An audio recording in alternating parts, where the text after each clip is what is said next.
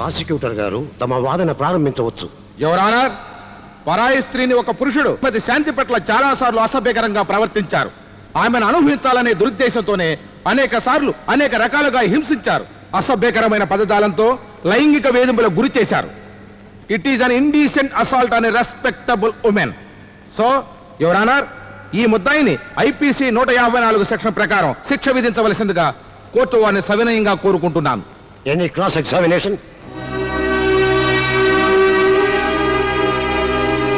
Your honour, I may be permitted to cross examine Shrimati శాంతి.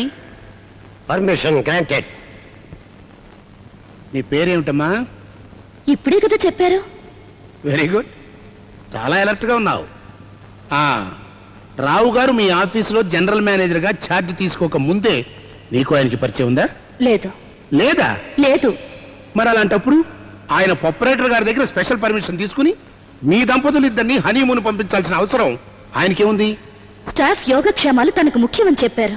ఆహా, మరైతే ఆ తర్వాత ఎంతమంది స్టాఫ్ యోగక్షేమాలు ఆయన చూశారమ్మా? ఎవరికైనా డబ్బులు ఇచ్చారా? లేదు. మరి మీ తమ్ముడు కాలేజ్ సీటుకి ఆయన సొంత డబ్బు 15,000 ఇచ్చారే? అది నేను loan. Please answer to the point. ఆయన నీకు సొంత డబ్బు ఇచ్చారా లేదా? ఇచ్చారు. Your honour, note this point. మరి నీ ఒక్కదానికే అంత హెల్ప్ చేస్తున్నా ఆయన మీద కేసు ఎందుకు పెట్టావమ్మా? నాతో చాలా అసభ్యంగా ప్రవర్తించారు. అంటే లెటర్ డిక్టేట్ చేస్తున్నప్పుడు సడన్ గా నా చెవి పట్టుకున్నారు. అంత పెద్ద మనిషి నీ చెవి పట్టుకోవాల్సిన అవసరం ఏమిటో ఆయన అడిగావా? అడగలేదు. ఆయనే చెప్పారు ఆ రోజు నేను చెవికి పెట్టుకున్న స్టడ్స్ లాంటివి వాళ్ళ అమ్మాయి కొనాలని. తప్పే ఉందమ్మా, పాపం వాళ్ళ అమ్మాయి కొనాలనిపించుంటుంది, అడుగుంటారు. నాకు అలా అనిపించలేదు.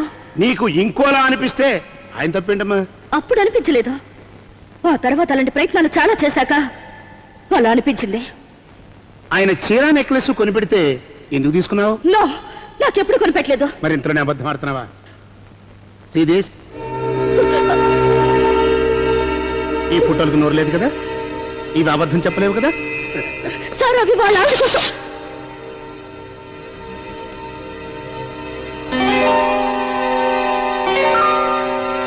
డిఫెన్స్ లాయర్ గారు, యూ కెన్ ప్రొసీడ్. తర్వాత ఒకరోజు తన ఛాంబర్కి పిలిచి నన్ను ముద్దు పెట్టుకున్నారు. ఎక్కడమ్మా? Objection your honour. ఎందుకండి మీకు అబ్జెక్షన్? ఆయన ముద్దు పెట్టినందుక, ఆవిడ పెట్టించుకున్నందుక, ఆ విషయం ఆవిడ మనకు చెప్పినందుక, మీరు విన్నందుక, నేను అడిగినందుక? యువర్ ఆనర్, ఈ కేసులో ప్రతి విషయం క్షుణ్ణంగా తెలుసుకోవడానికి ప్రయత్నిస్తున్నాను. Objection over ruled. Thank you sir. చూడమ్మా, తండ్రి అయితే నుదుటి మీద, ఆత్మీయులైతే బొగ్గల మీద, ప్రియుడైతే పెదవుల మీద ముద్దు పెట్టుకోవడం ఓ పద్ధతి. మరి మీ జనరల్ మేనేజర్ గారు నిన్ను ఎక్కడ ముద్దు పెట్టుకున్నారు? బుగ్గ మీద. బుగ్గ మీద అంటే పాపం ఏ దురుద్దేశము లేని ఆత్మీయత అయి ఉండొచ్చుగా? కాదు, ఉద్దేశంతోనే ముద్దు పెట్టుకున్నారు. మరి నీకు ఇష్టం లేని పని అతను చేసినప్పుడు చెప్పు తీసుకుని దవడ పగలగొట్టావా? లేదు. అరిచి స్టాఫ్ ని పిలిచావా? లేదు. పోనీ ఈ విషయం మీ ఆయనకు చెప్పావా? లేదు. అనవసరంగా గొడవలు అవుతాయని భయపడి చెప్పలేదు. ఓకే, ఈ సంఘటన జరిగిన తర్వాత మీ జనరల్ మేనేజర్ గారికి మీ ఇంట్లో మందు పార్టీ, విందు పార్టీ ఇచ్చావు, నిజమా? అది ఎలా జరిగిందంటే? ఎలా జరిగింది అనేది కాదు, అసలు జరిగింది నిజమా కాదా? నిజమే. అంటే నువ్వు చెప్పినవన్నీ మీ ఆయనకు కూడా ఇష్టమేనన్నమాట. ఆయనకేం తెలీదు. దాచాలనే ప్రయత్నం చేస్తున్నావా? మీరు ఏమంటున్నారో నాకు అర్థం కావడం లేదు. జడ్జి గారికి అర్థమవుతుందమ్మా. చెప్పు, ఆ తర్వాత ఏం జరిగింది? ఆఫీసులో ₹1,00,000 పోయిందని చెప్పి ఆ నేరం నా మీద వేశారు. పోలీస్ కంప్లైంట్ ఇచ్చారా? లేదు. ఐసీ, ₹1,00,000 పోయినా, నేరం రుజువైనా నీ మీద కంప్లైంట్ ఇవ్వలేనంత ఫ్రెండ్షిప్ ఉందా మీ ఇద్దరి మధ్యన? లేదు. మరెందుకు కంప్లైంట్ ఇవ్వలేదు? ఒక రాత్రి తనతో గడపమని, అలా చేస్తే పోలీస్ కంప్లైంట్ ఇవ్వనని బ్లాక్మెయిల్ చేశారు. అదేం లేదే. ఒకసారి పేపర్ చూడు. అదే రోజు జనరల్ మేనేజర్ గారు నీ మీద ఇచ్చిన పోలీస్ కంప్లైంట్. పోలీస్ కంప్లైంట్ ఇవ్వనని నాతో చెప్పారు. ఇవ్వను అని చెప్పాడు కాబట్టి ఒక రాత్రి అతనితో నువ్వు గడిపావు. అంత అబద్ధం, మోసం, కుట్ర. ఎస్, మోసం, కుట్ర. నువ్వు జనరల్ మేనేజర్ గారిని మోసం చేశావు, కుట్రతో కేసు పెట్టావు. ఎవరన్నారు? శ్రీమతి శాంతి గారు, నా క్లయింట్ జనరల్ మేనేజర్ రావు గారి పట్ల చేస్తున్న అభియోగాలన్నీ పచ్చి అబద్ధాలు. పరువు గల ఏ ఆడదైనా పరాయి మగాడు తన పట్ల అసభ్యంగా ప్రవర్తిస్తే వెంటనే తిరగబడుతుంది. కానీ ఈవిడి గారు, జనరల్ మేనేజర్ గారు తనతో సరదాగా తిరగడానికి రమ్మంటే 10 మందికి అనుమానం రాకుండా హనీమూన్ పేరుతో తన భర్తను కూడా తీసుకువెళ్ళింది. తన తమ్ముడు చదువు కోసం రావు గారి దగ్గర డబ్బు తీసుకుంది. రావు గారితోనే నగా నట్రా కొనిపించుకుంది. అంతేకాదు ఎవరన్నారు, చెవి పట్టుకున్నప్పుడు, భుజం నొక్కినప్పుడు, ముద్దు పెట్టినప్పుడు ప్రతిఘటించకపోగా కనీసం 10 మందికి వినపడేట్టుగా అరవను కూడా అరవలేదు. విందులు వినోదాలు కూడా చేసింది యువరానా ఎక్కడా? తన ఇంట్లోనే.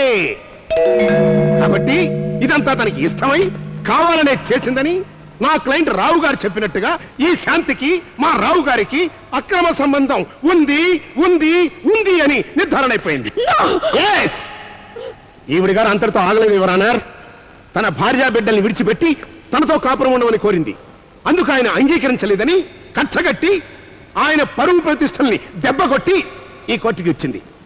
కాబట్టి యువరానర్, కోర్టు వారికి నేను సబ్మిట్ చేసిన సాక్ష్యాధారాల్ని ఆధారంగా తీసుకుని శ్రీమతి శాంతి గారిని అపరాధిగా, నా క్లయింట్ జనరల్ మేనేజర్ రావు గారిని నిరపరాధిగా ప్రకటించవలసిందిగా కోర్టు వారిని ప్రార్థిస్తున్నాను.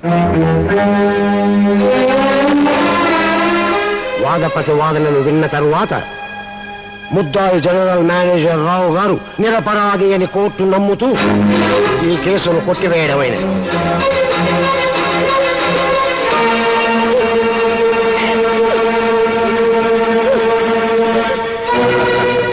Thank you very much.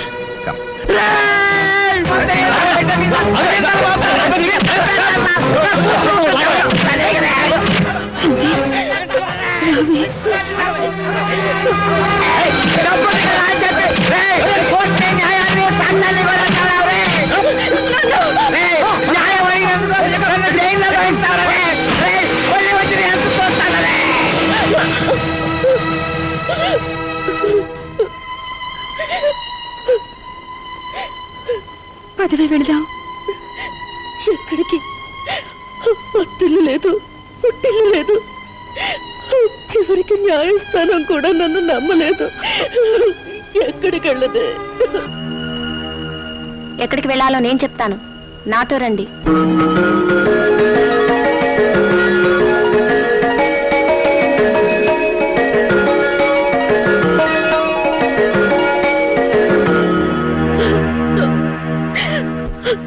అత్తమావలు, తల్లి, చెల్లి, తమ్ముడు, సాటి ఉద్యోగస్తులు, చుట్టూ ఉన్న ఈ సమాజం, చివరికి నా భర్త కూడా నన్ను అవమానించాక నేనెవరి కోసం బ్రతకాలి? అయితే చచ్చిపోతావా? చచ్చిపోయినంత మాత్రాన్ని నీ మీద పడ్డా నింద మాసిపోతుందా? చచ్చిపోదలుచుకున్న దానివి ఇంతకాలం పోరాటం ఎందుకు సాగించావు? నువ్వు చచ్చిపోవటం అంటే స్త్రీ జాతి వ్యక్తిత్వాన్ని, ఆత్మాభిమానాన్ని చంపడం కాదా? ఏడవని గడ్డమ్మా. ఏడ్చి ఏడ్చి ఆ కళ్ళు ఎర్రబడాలి. ఆ కళ్ళల్లో నిప్పుల వర్షం కురవాలి. ఆ మంటల్లో కామాంధులు మాడి మసైపోవాలి. శాంతి, దిగులు పడకు. నేనొక మహిళా మండలి నాయకురాలిగా నిన్ను శాసిస్తున్నాను. ఇంతకాలం వ్యక్తిగా పోరాడేవు, ఇప్పుడు మహాశక్తిగా విజృంభించు, ఆదిశక్తిగా అవతరించు. అంటే వాడిని చంపేయమంటారా? అవును, చంపాలి. శారీరకంగా కాదు, మానసికంగా వాణ్ణి చంపాలి. వాడు చేసిన వెధ పనికి పశ్చాత్తాపంతో జీవితాంతం కూలి కూలి ఏడ్చేలా చేయాలి. వాడి బాధను చూసి స్త్రీ అంటే యంత్రంగా, మల్లె పువ్వుల సాయంత్రంగా భావించే ప్రతి మగాడికి బుద్ధి రావాలి. ఇంతవరకు ఏ ఆడది చంపని విధంగా వాడిని చంపాలి. ఆ జనరల్ మేనేజర్ గారిని సాంఘిక బహిష్కరణ చేయాలి. గాజులు తొడిగిన చేతులు ఉయ్యాలూపడమే కాదు, ఉరి తీయడానికి వెనుకాడవని నిరూపించు. నీ దుఃఖాన్ని ధైర్యంగా మార్చుకో. నీకు జరిగిన అవమానాన్ని అగ్నిలా మార్చుకో. నీ కసిని ఆయుధంగా మార్చుకో. నీ మీద పడ్డ నిందను తొలగించుకో. నీ నిజాయితీని నిరూపించుకో. కామంతో కళ్ళు మూసుకుపోయిన మదాంధుల గుండెలు బద్దలయ్యేలా సమరసంకం పూరించు.